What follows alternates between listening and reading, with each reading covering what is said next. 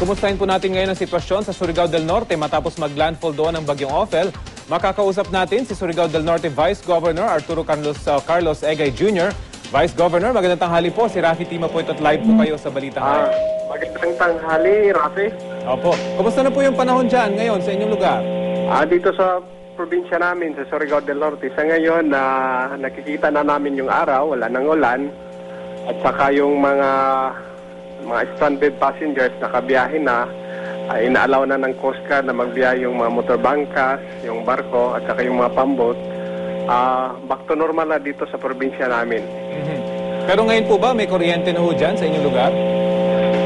Meron. Kahapon may isang bayan dito na naputulan ng kuryente, nawala ng kuryente, 2 oras, pero na-restore kaagad ng local electric company namin dito, mga 2 oras. Pero sa pangkalahatan ng probinsya ng Surigao del Norte, tuloy-tuloy yung kuryente kahapon hanggang sa ngayon. Kumusta po yung, may update po ba tayo dun sa landslide sa bayan ng Tubod? May mga casualties po ba roon? Wala kaming natanggap na report na merong mga casualties.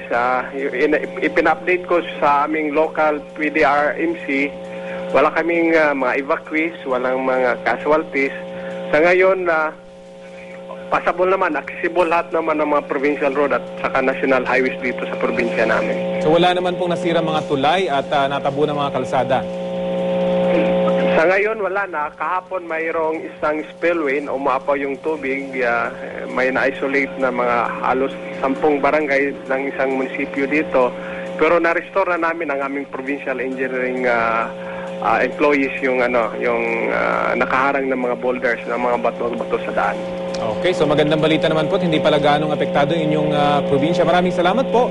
Surigao del Norte Vice Governor Arturo Carlos Egay Jr. Magandang tanghali po.